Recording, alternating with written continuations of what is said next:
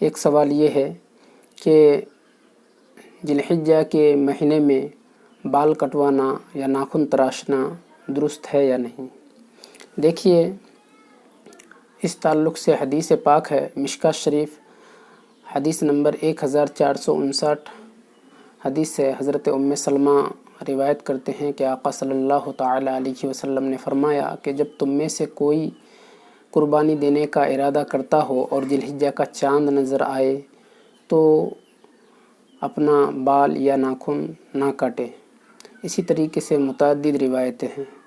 بہرحال یہ مستحب ہے، اگر کوئی شخص قربانی اپنے نام سے دینا چاہتا ہے تو اس کے لیے بہتر یہ ہے کہ وہ جب تک قربانی نہ کر لے تب تک اپنا بال یا ناخن نہ کاٹے۔ السلام علیکم ورحمۃ اللہ تعالی وبرکاتہ۔